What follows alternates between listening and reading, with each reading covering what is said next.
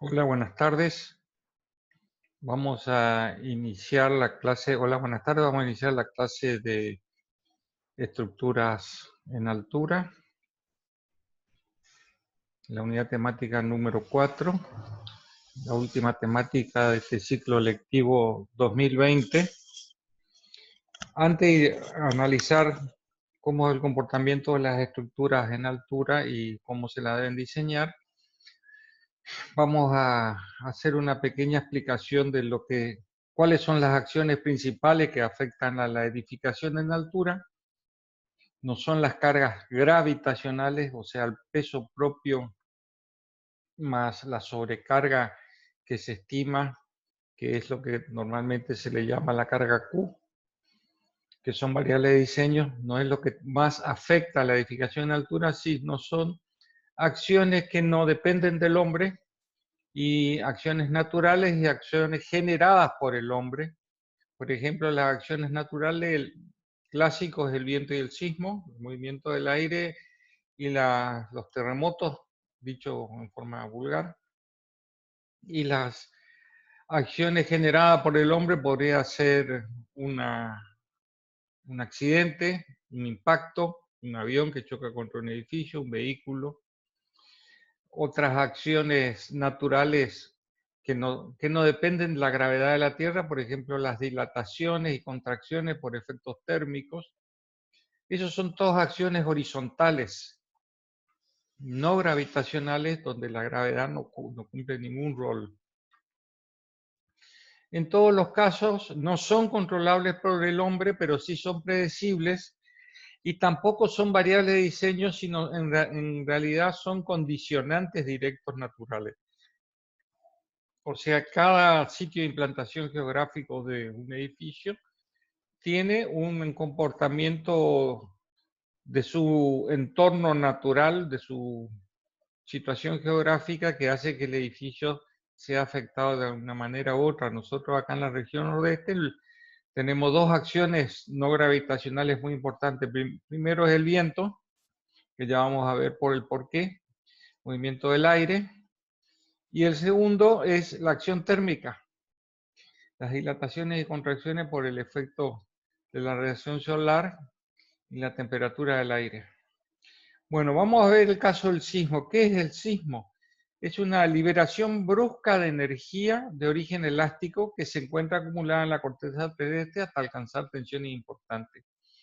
O sea que cuando, por ejemplo, se produce la ruptura de las capas tectónicas del subsuelo de la corteza terrestre, se libera energía, y esa energía se traslada a través del manto y a través de la corteza del planeta Tierra en forma de ondas que tienen distintas frecuencias y longitudes, hasta que se disipa, o sea, esa energía hasta que termina su intensidad y se disipa. Bueno, durante todo ese proceso de traslado de la energía, los sismógrafos van registrando, detectando y registrando la presencia de esos movimientos.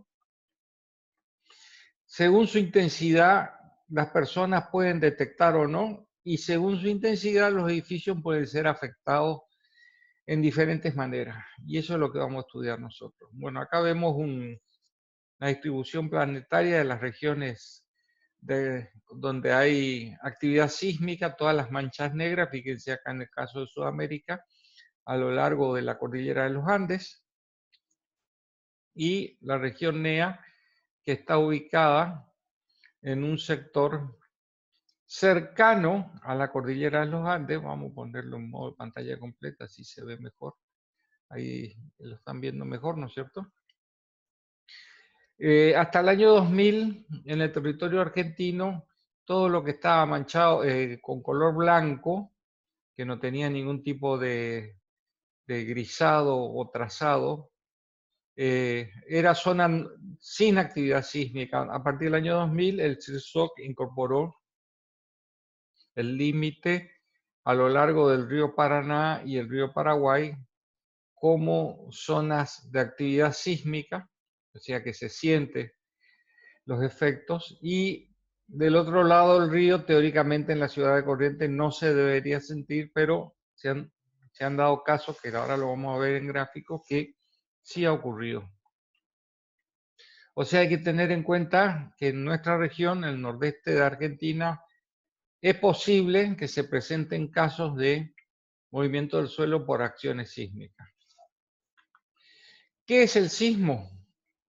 El sismo es, como dijimos, una liberación instantánea de energía que produce una importante aceleración del suelo donde se encuentra fundado el edificio. O sea que es un movimiento que acciona, acá vemos en el gráfico un movimiento que acciona directamente al suelo de fundación, trata de llevarlo a la fundación, de trasladarlo, de moverlo. En cambio, la parte externa superior, por el efecto de la gravedad y de su masa, tiende a permanecer en su lugar. Entonces, ese movimiento hace que el sector lindante con las fundaciones, o sea, los fustes de todas las estructuras aéreas, o sea, columnas, tabiques, es el que recibe la aceleración, el movimiento ese, y hace que ese lugar se produzca lo que se conoce como la aplicación del cortante o la acción de movimiento que genera la rotura de las columnas y los elementos de sustentación verticales. O sea que el sismo tiende, si vemos en este gráfico, a mover el objeto en diferentes posiciones, y cuando termina de disiparse la energía producida por el sismo, vemos que el objeto termina en una posición final, que es diferente a la inicial. Entonces, ahí se produce un movimiento acelerado del objeto, porque la velocidad del desplazamiento no es constante. Entonces vemos que la masa del edificio tiene una aceleración, y esa aceleración combinada con la masa me genera una fuerza, que es la fuerza que rompe las bases, que es el famoso cortante. Entonces se asimila esta situación, a como si estuvieran aplicados fuerzas en las bases y fuerzas en la parte superior en sentido contrario. O sea, el edificio la parte superior trata de permanecer retenido por esta fuerza en su posición original, en cambio en las bases trata de moverse, y ahí se produce esta deformación y el edificio empieza a oscilar hasta que se rompe la fundación. Y eso hace que se produzcan grandes deformaciones en la parte superior, mientras que en la parte inferior del edificio se producen grandes momentos flectores hasta que se rompe el fuste de las columnas con las bases. Y ahí se produce el volcamiento. Instantáneamente a que se está produciendo este movimiento en forma simultánea, se produce otro fenómeno que se llama liquefacción del suelo de fundación, porque como las ondas sísmicas, que es la traslación de la energía, está afectando el suelo, hace que ese suelo se disgregue, pierda su capacidad portante, y esa pérdida de capacidad portante hace que el peso del edificio ya no pueda ser soportado por el suelo, entonces se licúa su capacidad portante, y de ahí viene el concepto de liquefacción del suelo, y los edificios terminan volcándose. Bueno, ¿cómo se mide el sismo? Trae una escala macrosísmica internacional, donde vemos los diferentes grados o niveles, del nivel 1 al nivel 12. En el nivel 1 en el nivel 1 no se detecta por parte de las personas, los humanos, sino es detectado solamente por sismógrafo. Y llegando al último nivel, que es ya la devastación similar a la causada por una guerra atómica, o sea, un bombardeo atómico. En esa escala de 1 a 12 se producen diferentes situaciones, primero en pánico en las personas cuando detectan los movimientos, después pequeñas destrucciones del edificio, movimiento del edificio, pequeñas destrucciones, y después empiezan las grandes destrucciones, hasta llegar los colapsos de los edificios, las caídas laterales, los volcamientos, juntamente con destrucción de la infraestructura urbana, o sea, las redes de gas, de electricidad, de agua se cortan, se parten las cañerías por el movimiento y empiezan los grandes incendios, o sea, explotan donde hay redes de gas, explotan por los cables cortados y empiezan los grandes incendios, o sea que los efectos no es solamente mover los edificios, volcarlos y destruirlos, sino después viene el segundo efecto que es la devastación por incendio generalizado. O sea, es como si explotó una bomba atómica, porque se produce en pocos segundos y es una liberación instantánea de energía con un gran movimiento de toda la volumetría erigida en ese sector. Y es como si le hubiesen lanzado una bomba atómica al lugar. Y después en la parte de la naturaleza se podrían producir cambios geográficos, por ejemplo, donde había una llanura empiezan a aparecer lagos, o donde había una montaña aparecen grandes grietas, las montañas caídas, volcadas, abiertas, donde había carreteras, pueden aparecer grandes pozos y la carretera fue absorbida, hundida, desapareció, como en estos ejemplos que vemos acá. Fíjense acá en el puente de la autopista, en la estructura de la columna de la autopista, donde está la rotura, es al nivel del fuste entre la base de la columna, y ahí donde se produce la rotura después de oscilar toda la estructura varios segundos, y ahí termina de romperse. Acá tenemos unas escalas la escala de Richter, la escala más destructiva que para medir los efectos. Los mayores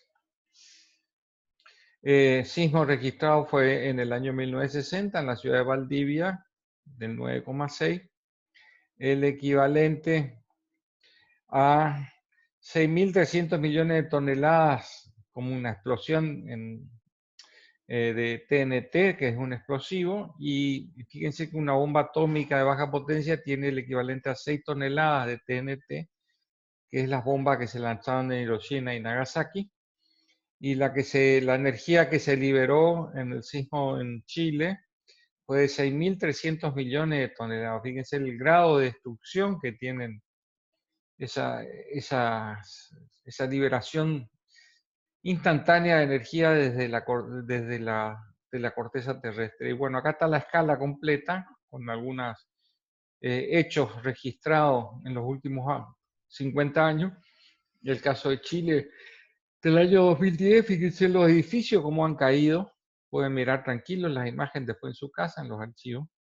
Fíjense el edificio en altura de 10 niveles, 8 niveles, volcado. Lo que le comentaba de las rutas, las autopistas, roto acá, se ha roto acá en el fuste de la columna, está la rotura de la estructura, acá vemos la rotura, evidentemente se movió mucho la losa de la autopista y rompió el punto de apoyo de la losa con la columna. Y en el caso de los edificios, fíjense cómo la parte superior directamente hizo desaparecer el basamento del edificio. Bueno, este es el caso en Haití, donde tembló desde que empezó el registro al segundo que empezó el registro, tembló durante 5 o 6 segundos y después volvió a temblar eh, con 3 réplicas continuas, pero el primer temblor fue de 7,3 grados Richter. Fíjense, 7,3 de grados Richter, el terremoto de Haití equivale a 600.000 toneladas de TNT. O sea, 100 bombas atómicas le lanzaron ahí. Perdón, 600.000 bombas atómicas le lanzaron en Puerto Príncipe. Ese es el equivalente. 250.000 muertos. Acá tenemos una imagen del Palacio de Gobierno de Puerto Príncipe, donde está el presidente, la sede del gobierno. Y después del sismo, cómo quedó totalmente destruido las partes más rígidas. Es la cúpula, permaneció con su forma inicial, pero toda la parte inferior donde estaban las columnas se encuentran todas rotas. Fíjense, esta imagen y esta imagen es lo mismo. Totalmente destruidas, las dos cúpulas desplazadas, la cúpula extrema desplazada y la cúpula central del acceso está caída directamente, está caída. Y el otro efecto que se ve es las roturas a 45 grados de todo lo que se llama mampostería por el efecto del cortante. Cortante es el esfuerzo de corte, lo que nosotros decimos esfuerzo de corte, el cortante horizontal. El esfuerzo de corte, nosotros cuando calculamos en losa de viga es de arriba para abajo, el esfuerzo de cizallamiento. En cambio acá se produce en forma horizontal y hace que se corten las bases y caigan todas las losas. Fíjense, acá están todas las losas caídas. Las columnas de base están totalmente destruidas, volcadas. Y los incendios que se producen simultáneamente por las explosiones de la infraestructura, las instalaciones de gas, las instalaciones eléctricas, y que después se arrasa todo en la zona donde hay edificaciones precarias, se destruye todo porque en tanto el sismo como los incendios terminan de destruir todo lo que sea hábitat construido. Bueno, ¿cómo se evita todo eso? Hay algunas recomendaciones para no llegar a ese caso extremo. Lo que se pretende es que los edificios sean sismos resistentes. Eso tienen que tener bien en claro. No existe el antisísmico. El sismo resistente son edificios que fueron accionados por movimientos horizontales causados por sismos, pero que no han llegado a un grado de deterioro o destrucción tal que permiten ser o reparados, o en casos extremos pueden ser evacuados en cuanto a bienes y personas, y después demolidos con cierta seguridad de que no produzcan más muerte, y en caso de que hayan sido dañados y no es necesaria su demolición, pueden ser reparados. O sea que el sismo resistente es la capacidad que tiene el edificio de soportar esos 5 a 10 segundos iniciales de movimientos horizontales y que el edificio se va a mover con los menores daños posibles. Bueno, ¿cuáles son las recomendaciones que establece el CIRBO? Primero, un buen estudio de suelo, donde va a ser, donde se va a erigir el edificio. Estudio de suelo para determinar las fundaciones adecuadas para no solo las acciones gravitacionales, los pesos propios más sobrecarga, sino para las posibles acciones horizontales sísmicas. Para eso hay que trabajar con equipos multidisciplinarios, hay que trabajar con otros profesionales que sean especialistas en el tema, no solo en la parte de suelo, sino en la parte de estructura.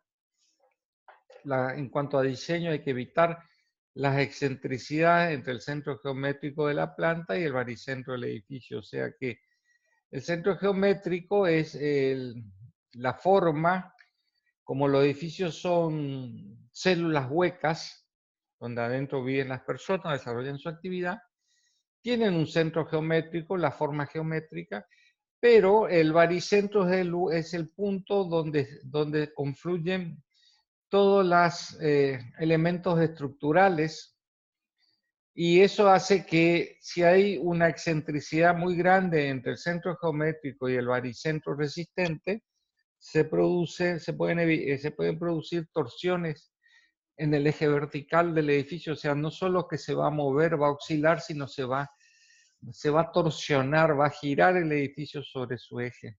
Bueno, eso es lo que hay que evitar. Ahora vamos a ver cómo en el diseño se aplica ese concepto. Hay que generar una distribución homogénea de diferentes elementos estructurales principales.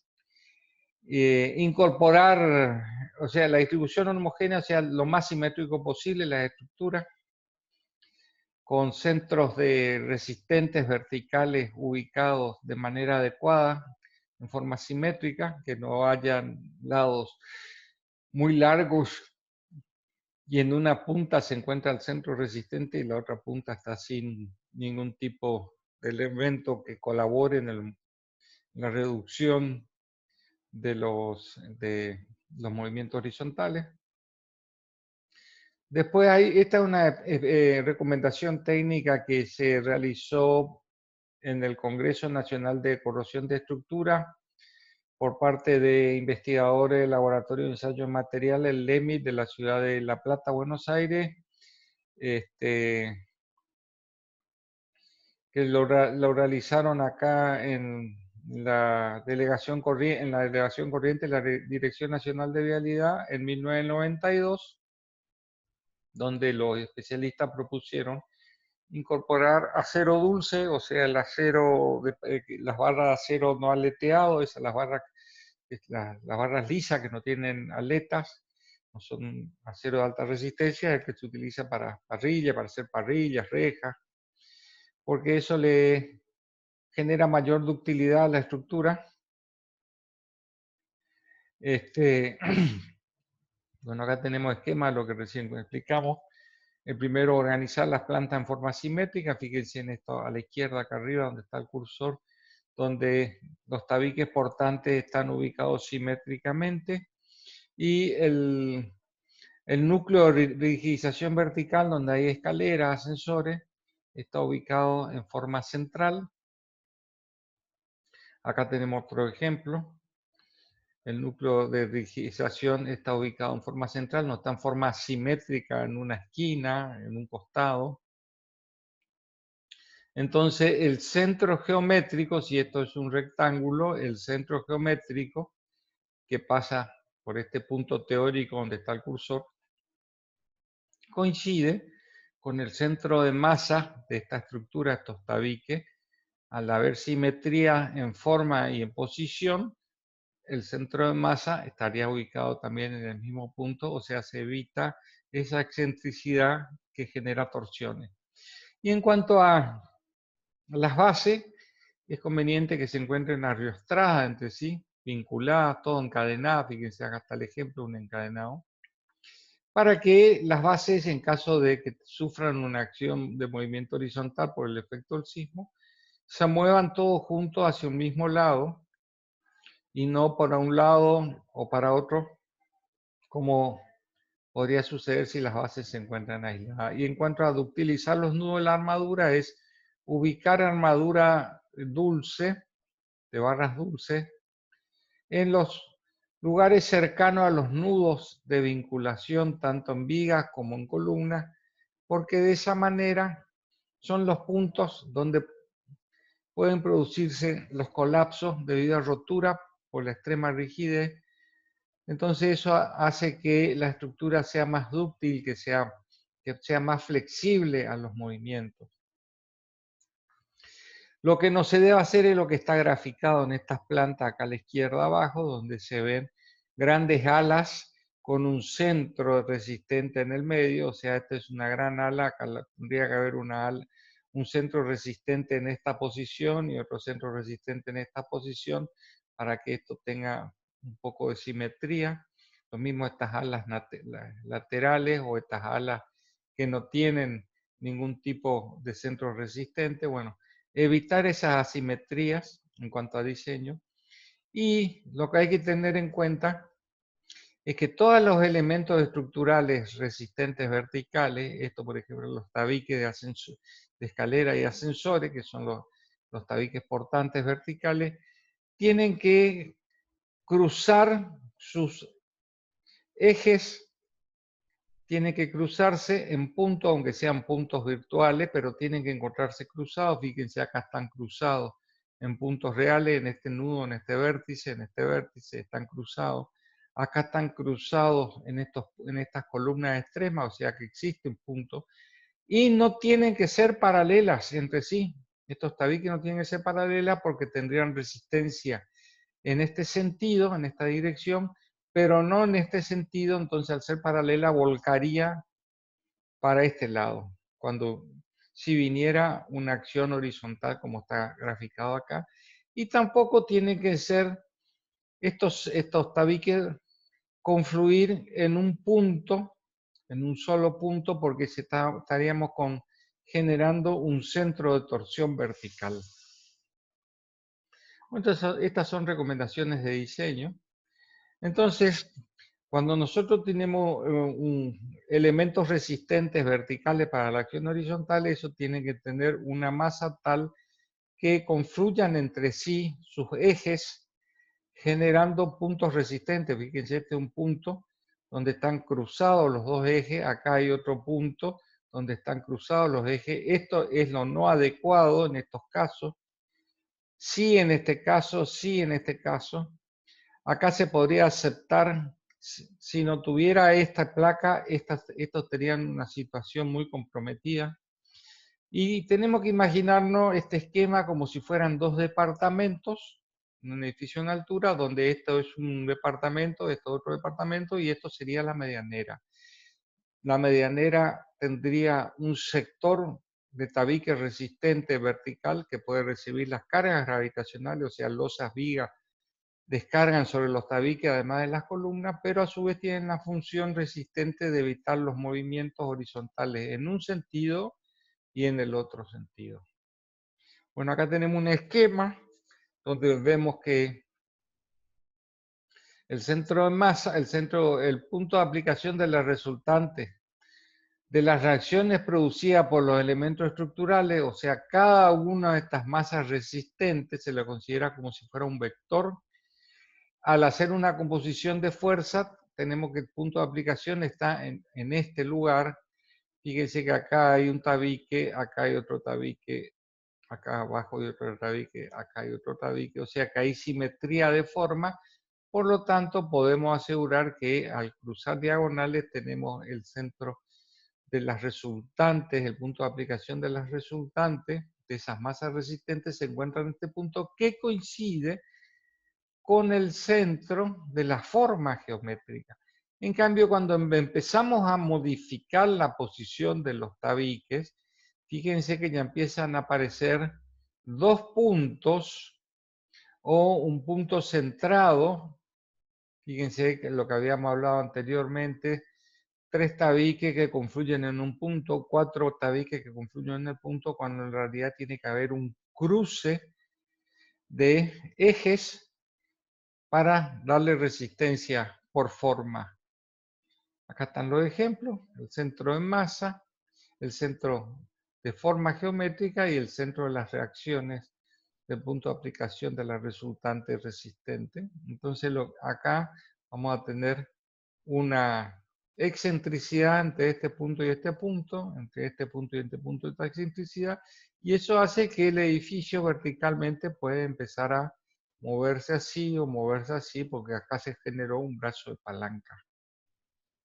Bueno, seguimos con algunos ejemplos de, fíjense, en este caso un edificio en altura tiene tres núcleos resistentes, estos son adecuados, la forma simétrica son adecuados, estas formas son adecuadas, fíjense acá dice evítese, hágase, o sea, son esquemas a tener en cuenta. Los núcleos resistentes deben estar dentro del volumen, no tienen que estar afuera, no tiene sentido, o no tienen que ser excéntricos como están en estos casos. Bueno, acá vamos a ver algunos videos. Vamos a ver algunos videos. Primero voy a compartir pantalla. Vamos a ver primero el problema de la liquefacción del suelo. Este es un video. Es un video que no sé por qué no está reproduciendo.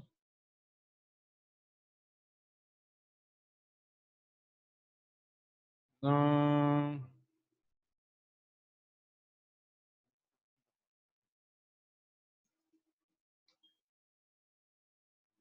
A ver si me reproduce ahora.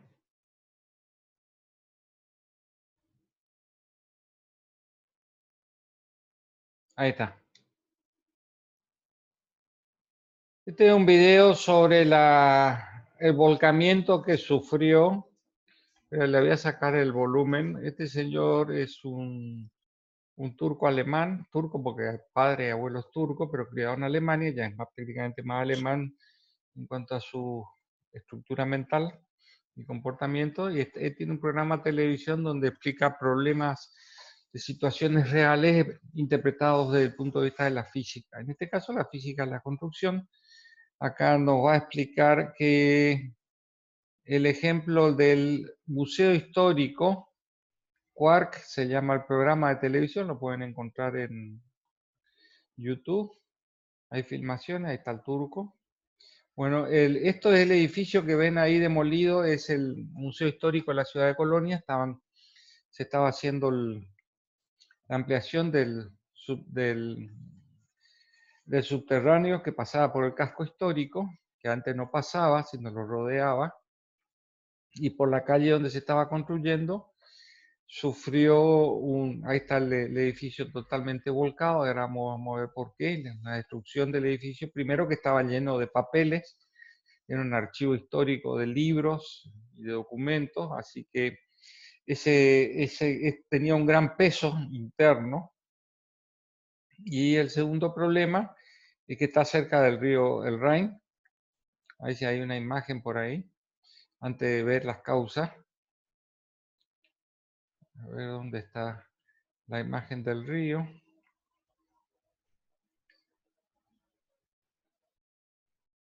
La imagen del río. No sé dónde está. Bueno, mírenlo tranquilo. El tema fue lo siguiente. Se estaban haciendo las excavaciones. Ahí está el río. Ven ahí el río y acá está el edificio, no más de 500 metros. O sea, hay un efecto de las napas freáticas, el subsuelo. Y en ese subsuelo, la napa freática del río afectó el túnel donde estaban trabajando en las excavaciones del subterráneo. ¿Por qué? Porque estas dos caras, estas dos barreras que son muros de contención, tenían que estar por lo menos a 100 metros de profundidad.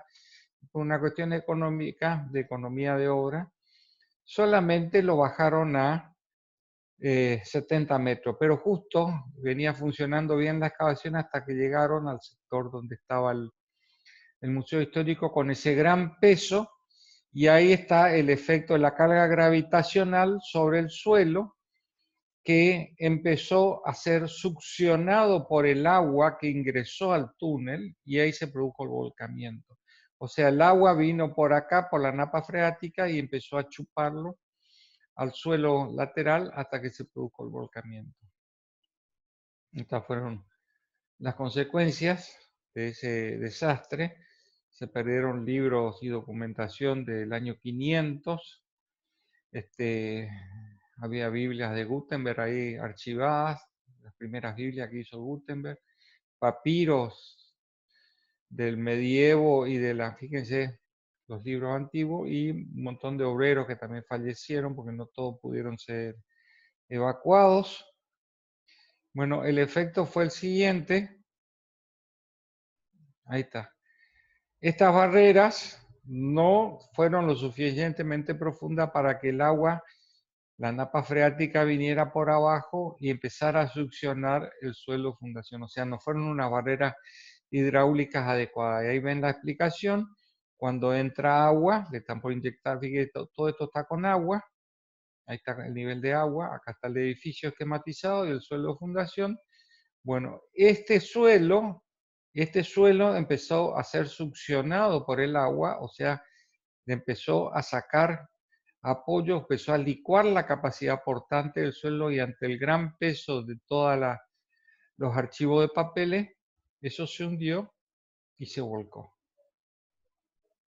Ahí vamos a ver el ejemplo que muestra el señor Quark. Ahí le inyecta el agua. Mire, baja el nivel de agua. Mientras el nivel de agua estuvo en la barrera superior no hubo problema, pero cuando el nivel de agua pasó debajo de la barrera, o sea, esa barrera tuvo que estar más profunda por el efecto de la napa freática. Fíjate cómo empieza a succionar y ahí está el volcamiento. Se licuó la capacidad portante del suelo.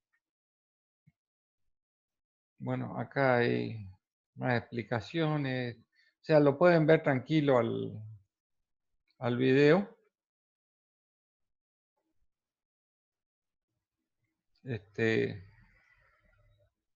Vamos a seguir compartiendo pantalla. Vamos a compartir la pantalla esta. Acá está, hay otra imagen de otro video del mismo problema.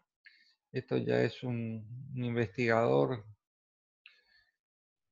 que realizó el mismo estudio y hicieron la parte judicial fue esto, fíjense cómo va succionando el agua debajo de la pantalla y a medida que va succionando se va aflojando el suelo, se va licuando la capacidad portante. Bueno, ahí está el efecto de la napa freática y eso pasó con el edificio histórico, del archivo histórico de la ciudad de Colonia. Un montón de muertos. Estas son las imágenes. El año pasado, el año antepasado, se terminó de condenar a los responsables técnicos. Tuvieron como 9 años de investigaciones. Fíjense los pesos que habían ahí, los libros, los documentos que se perdieron, documentos históricos, porque eso se embarró todo, se mojó. Después cuando se los rescató, era toda una sola masa. Restaurar todo eso, todavía están trabajando. Esta es la restauradora que está explicando los trabajos que todavía tienen como 10 años más de restauración de documentos. Hay documentos que están perdidos totalmente. Bueno, vamos a ver otra imagen. Bueno, la imagen aérea de la destrucción para que tengan esto del casco histórico. Está en la zona antigua de la época de los romanos. Bueno, muchos de estos edificios parecen modernos porque fueron construidos después de la Segunda Guerra Mundial, en la década del 50 al 60, pero acá había todo casas que tenían 1000 años y fue todo destruido. Algunas fueron reconstruidas, pero la mayoría son edificios de la década del 50, desde prácticamente 70 años después de la guerra. Pero vean la magnitud del daño, eso es lo importante a ver acá. Y vamos a ver ejemplo de volcamiento lateral. Volcamiento lateral por liquefacción del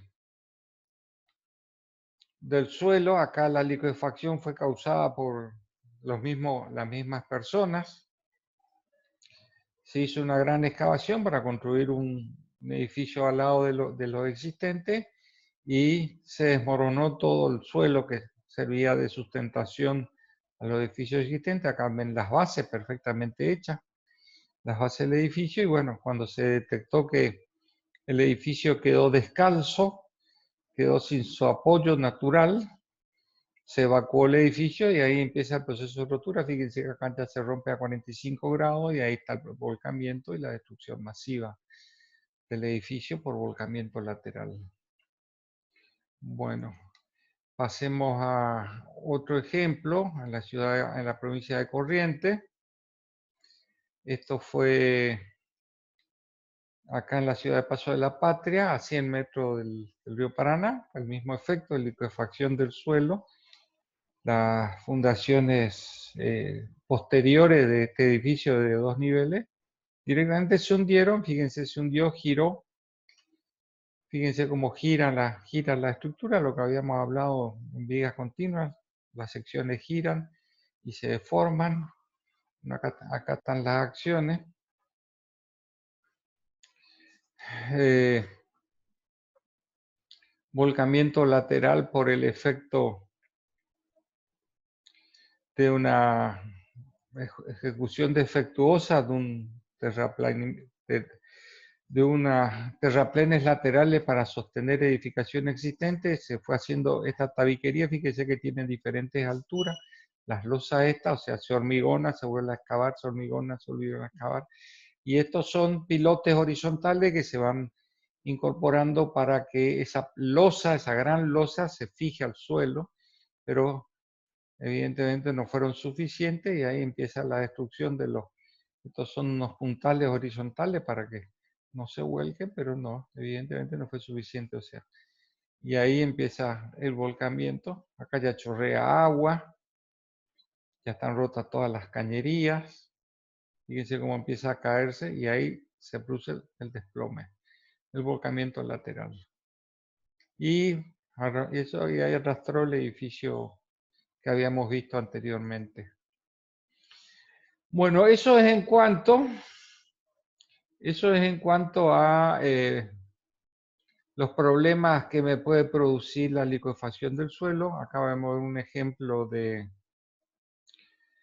el ejemplo de una clase en Chile, en la Facultad de Arquitectura, donde el profesor le está mostrando a los alumnos en una maqueta cómo se producen los movimientos horizontales, y fíjense que donde se rompe es en el fuste de las bases, donde nacen las columnas, y ante movimientos de diferentes direcciones y sentidos, 1 o 2 segundos, se rompe las bases y se produce el volcamiento.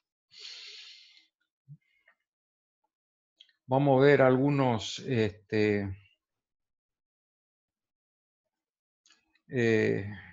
imágenes de lo interna, cómo se produce un sismo. Fíjense que empiezan a moverse las cosas, después la gente entra en pánico, busca la salida, se mueven solas las cosas, todos los elementos colgantes, pierde totalmente. Acá vamos a entrar, caen los cielos rasos. Fíjense el techo, las lámparas como vuelcan, cómo se mueven las lámparas y la gente huye. Bueno, este es el sismo en Taiwán del año 99, edificios completos que cayeron, las víctimas. Pueden ver tranquilo en su casa. Y este es un ensayo sísmico de un edificio en escala real antes de ponerlo a la venta al sistema constructivo, un sistema de paneles de madera. El ensayo se realizó en la ciudad de Kobe, donde hay mucha actividad sísmica, hay laboratorios para ensayar edificios a escala real, con las tecnologías nuevas que se desarrollan. Fíjense el edificio todo de madera y le están aplicando el movimiento a la base. Miren los espacios interiores, cómo se mueve el mobiliario. Fíjense que los muebles están en una posición y terminan en otra posición, que es lo que le había explicado al principio. Y el edificio lo ensayan, a la tecnología la están ensayando, son tabiques de madera laminada, y estos son los conectores que permiten que se mueva y se disipe la energía sin ningún tipo de daño estructural, solamente daño de los muebles. O sea, eso es lo que se denomina la ductilidad de la estructura para absorber los movimientos. Y ahora vamos a ver, vamos a seguir la clase. Dejar de compartir y vamos a compartir la clase en sí. Vamos a pasar al efecto del viento. El efecto del viento ya lo habíamos explicado en la unidad temática número 3 que dimos este año, el 2020, que son el efecto de las presiones atmosféricas debido a la radiación solar que incide sobre la atmósfera, que genera calentamiento del aire, diferentes temperaturas con diferentes contenidos de humedad, y eso hace que las masas planetarias se muevan. Y en el caso de Argentina, esas masas planetarias se mueven desde el sector del Polo Sur, del Pacífico Sur y Atlántico Sur, hacia el Ecuador, o sea, desde el sur al norte, y en el caso del territorio con la característica desde la parte sur de Tierra del Fuego, donde ingresan las masas de viento, porque a lo largo del límite con Chile está la cordillera de los Andes, y ahí están los puntos más altos de la cordillera que hacen de barrera que el viento vaya hacia la atmósfera, hacia arriba, cuando viene moviéndose desde el sur. En cambio, por la parte inferior permite el paso y sigue esta direccional desde el sur-noreste al noreste. Fíjense, el frente de tormenta, esto me está indicando que esto se movió en este sentido. Acá hay otra imagen. Esto es a las 5 horas y esta es a las 6 horas, o sea, la masa se movió en 1 hora, se fue moviendo. Fíjense, acá está en la mitad de Entre Ríos y acá ya está llegando al límite con Corrientes. la masa que se movió en una hora son prácticamente 400, 500 kilómetros que se movió en una hora. Imagínense la velocidad que lleva el viento ese. Y ahí ven el recorrido de la masa de aire. Estas son imágenes de radares del Servicio Meteorológico Nacional. Y a medida que se va moviendo, se va haciendo el frente de tormenta cada vez más amplio, o sea, que pasó todo el territorio argentino. Y la característica que tuvo todo este movimiento es que en diferentes periodos de tiempo va tomando diferentes velocidades. Fíjense que acá se está registrando 154 metros por segundo, mientras acá en este punto se está registrando 12 metros por segundo. Y hay una diferencia de, si este es 5, este es 6 minutos, o sea, en 60 segundos, y en este caso sería en menos de 20 segundos entre los dos registros, hay dos grandes velocidades, lo que me está diciendo que el viento, las masas de aire no se mueven a velocidad constante e intensidad constante, sino en ráfagas. Las ráfagas son movimientos en diferentes sentidos, direcciones e intensidades, lo que hace que eso se aplique sobre los edificios en forma aleatoria y simultánea. Acá hay otras imágenes satelitales de otra tormenta. Todo, eh, todo el hemisferio sur se ve perfectamente rodeado de tormentas que van ascendiendo hacia el sector del Ecuador y desde el hemisferio norte que vienen descendiendo hacia el Ecuador. Ahí está la imagen ampliada desde el polo. En la zona del Ecuador más o menos se disipan las tormentas y acá cuando llega a la zona del Ecuador en el hemisferio norte es donde se producen los grandes huracanes, esos que afectan a América Central y América del Norte. Acá hay una tormenta que venía entrando desde el sur, lloviendo en la zona de Entre Ríos Santa Fe, y esa misma tormenta ya está sobre corriente con gran intensidad. Fíjense las intensidades, las imágenes, cómo va subiendo, y eso es, esta direccional hace que vaya sobre territorio de baja rugosidad, que es toda la Patagonia, donde prácticamente no hay nada.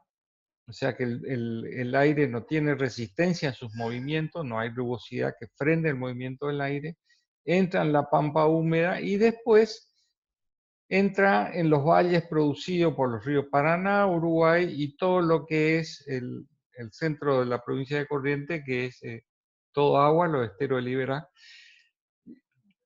Entonces lleva el movimiento del aire en esta direccional a gran velocidad. Y cuando llega a las ciudades se produce el fenómeno que las intensidades dependen de la rugosidad del terreno y la rugosidad del sitio geográfico hace que en las zonas urbanas el 100% de la velocidad se encuentre arriba de los 500 metros de altura por el efecto de la rugosidad del suelo que hace que se frena la velocidad a esta altura. En cambio, cuando se va reduciendo la rugosidad, o sea, de zona urbana a zona suburbana y llegando a zonas rurales, donde ya no existe rugosidad o la rugosidad es muy baja, o sea, muy poca resistencia ofrece el suelo al movimiento del aire, el 100% de la velocidad está a menor altura, está a menos de 300 metros, en cambio a 500 metros, arriba de 500 metros, está en zona de alta rugosidad. Fíjese que en zona de baja rugosidad tenemos prácticamente, acá tenemos un 80, 79, 80% y acá tenemos un 50% de la velocidad del aire en zona de baja rugosidad que es a 50 metros de altura. ¿Cómo podemos imaginarnos eso? Bueno, en el puente. El puente es una zona de baja rugosidad y a 50 metros de altura del nivel del suelo está pasando el 50% de la velocidad del aire. Acá tenemos tormentas registradas de 70 a 80 kilómetros por hora, quiere decir que a 200 metros, 300 metros de altura en la zona del puente tenemos velocidades que andan en 200 kilómetros por hora. Son muy importantes. ¿Por qué? Las velocidades hay que tenerlas en cuenta porque habíamos dicho que El viento se mueve en ráfagas. Ráfagas son aplicaciones de velocidades e intensidades aleatorias en variables. Entonces, cuando el viento, que es un fluido, viene moviéndose el aire y llega a un punto donde la velocidad se hace cero debido a la presencia de cualquier tipo de objeto, ahí se produce lo que se denomina presión dinámica. Y la presión dinámica se lo denomina así como dinámica debido a los cambios de intensidades y puntos de aplicación que tiene la fuerza que genera el movimiento del aire, porque el viento se presenta en ráfaga. Y no solo se reduce la velocidad y se produce la presión dinámica, sino que también, como que el viento es un fluido, instantáneamente al reducir en un punto su velocidad, busca continuar el movimiento, entonces rodea al objeto y detrás del objeto se producen vórtices.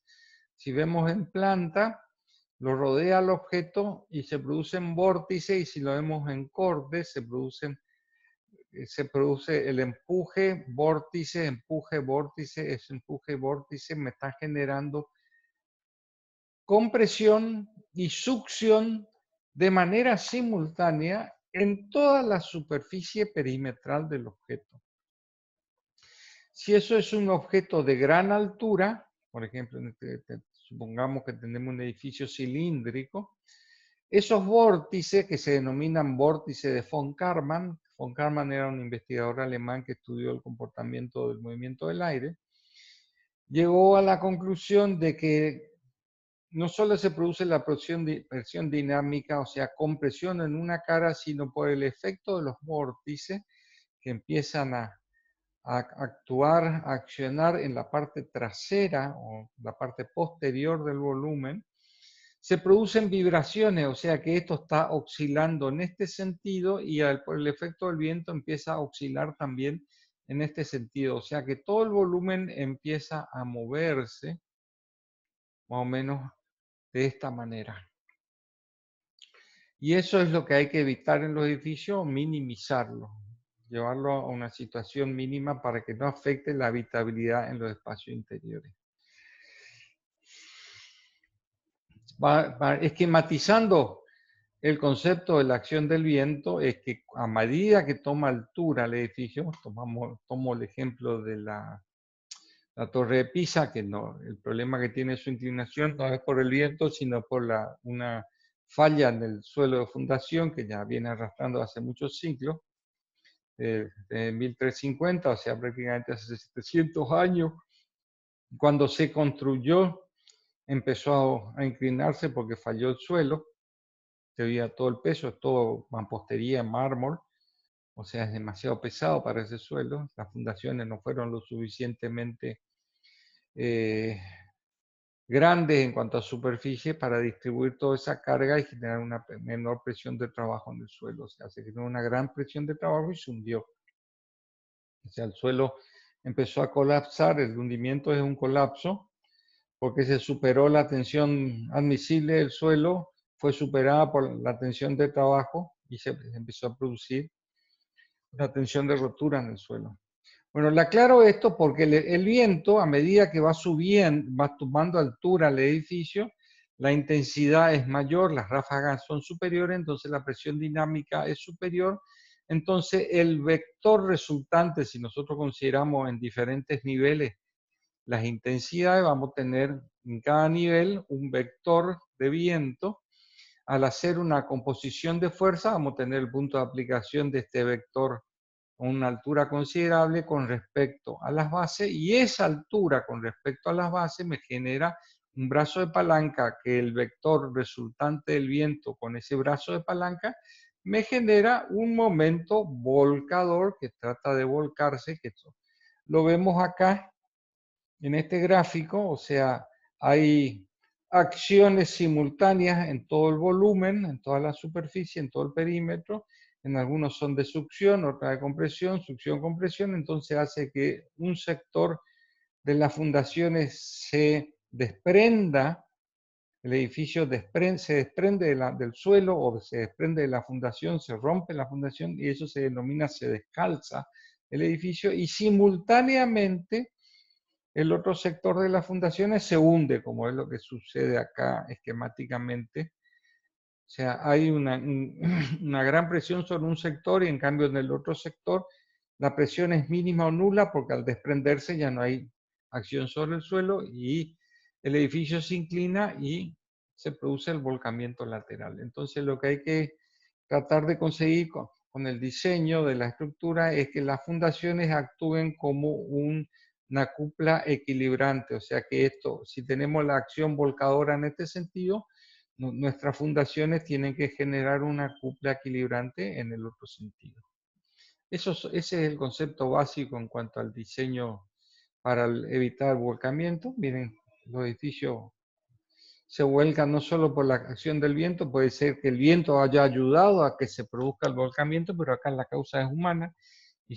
Son un barrio existente de monobloc muy esbelto, hicieron excavaciones y el suelo que se excavó se lo puso del otro lado, o sea que produjo una gran presión de un lado que llevó a que el edificio se corra y a su vez se desmoronara el talud que estaba del otro lado, y eso produjo un volcamiento y a su vez, cuando giró el edificio, de un lado hubo una gran presión y el otro lado se descalzó el edificio, no hubo más presión sobre el suelo, succionó el pilar y se cortó. Acá están los ejemplos. Entonces acá ven cómo los edificios se caen, se vuelcan por efectos humanos, por efectos naturales. O sea, acá la gravedad no influye, la gravedad solamente se aplica cuando empieza el proceso de volcamiento.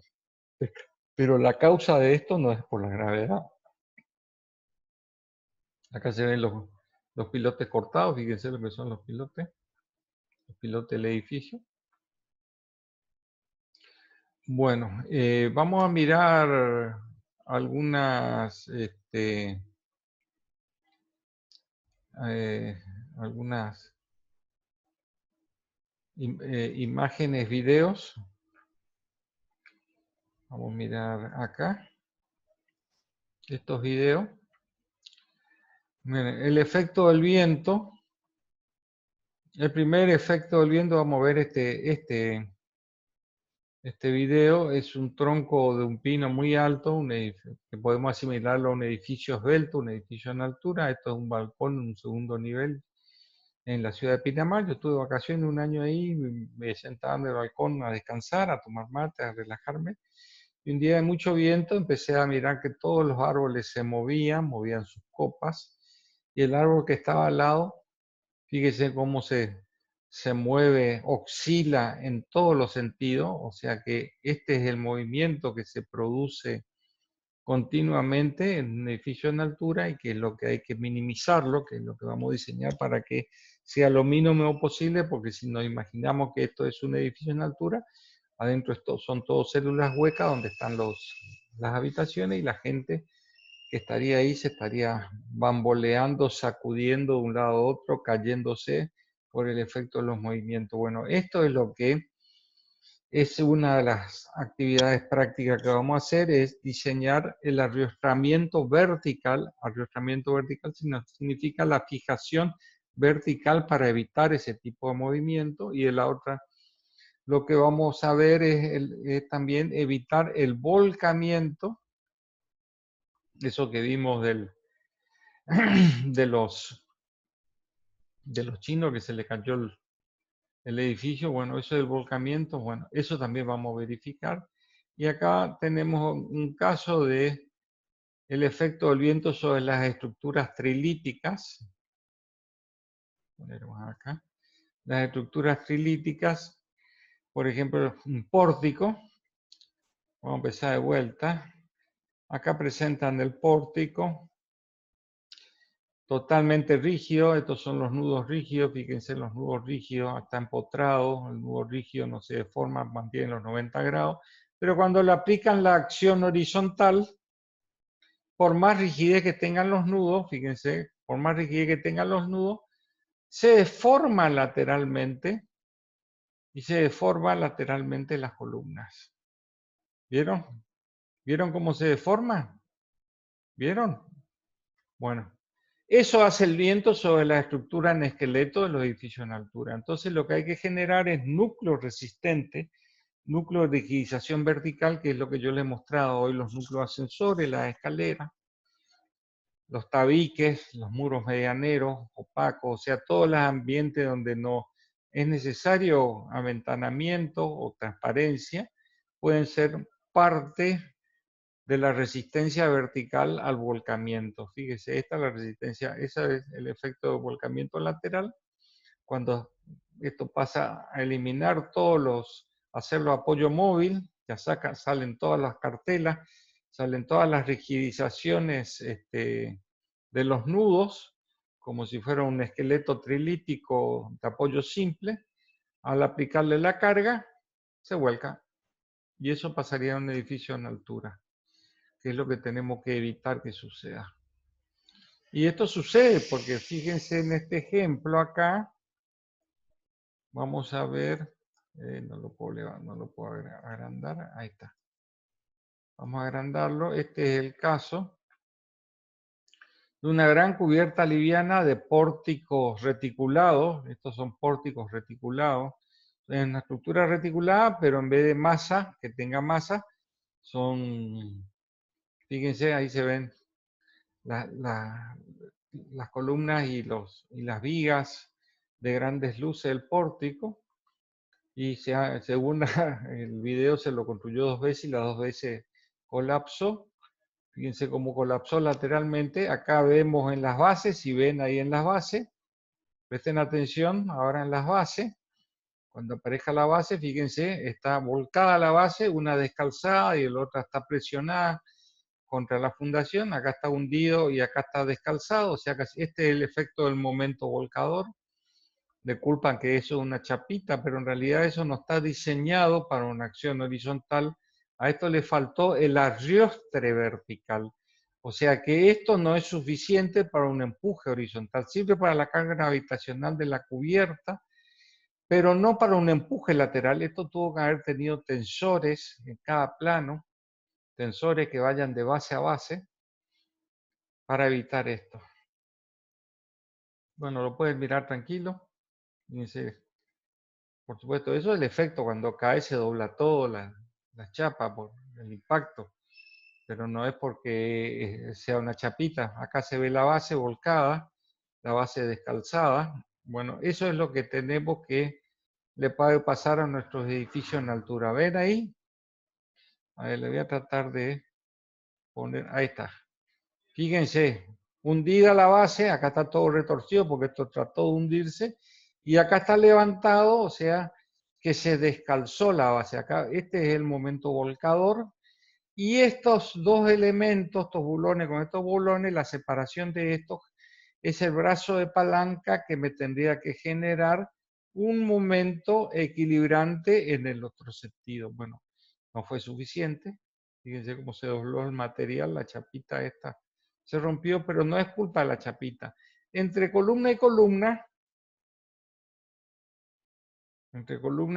a ver si vemos alguna situación entre columna y columna.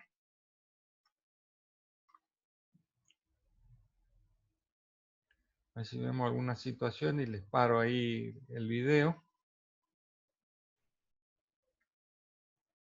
Tendría que aparecer, tendrían que haber hecho arrostre, o sea, un cruce. No, acá no, no se ve bien. Un cruce de tensores o elementos resistentes, que es lo que se llaman retenes, porque retienen los movimientos horizontales.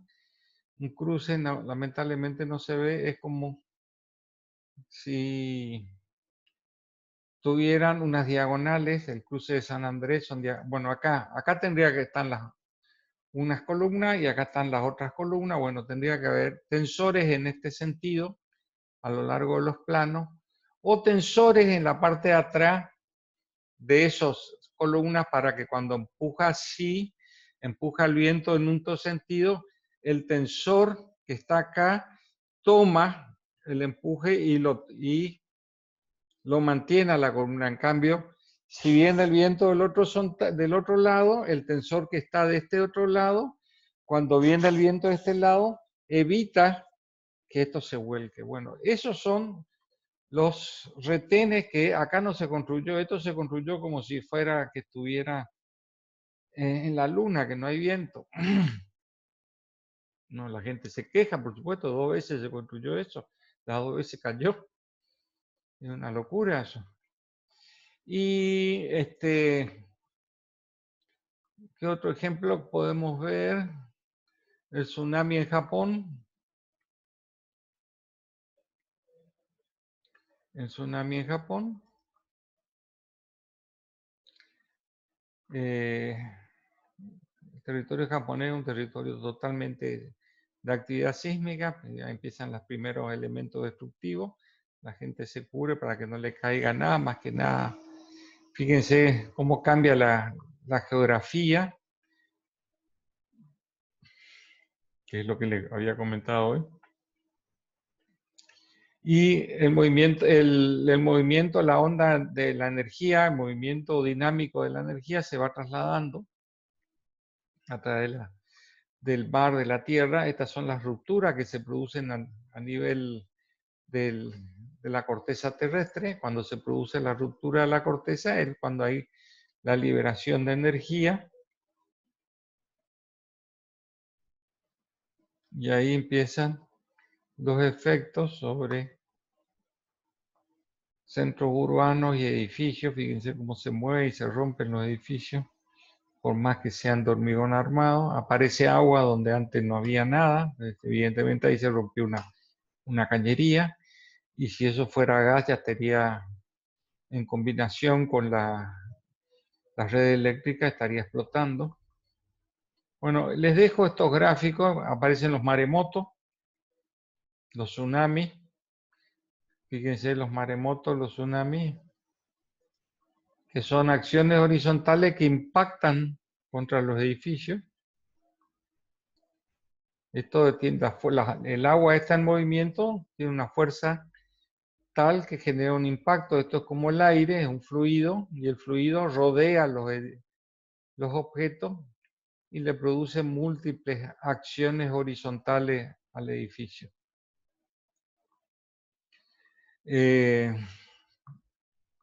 Veamos ahora otro gráfico.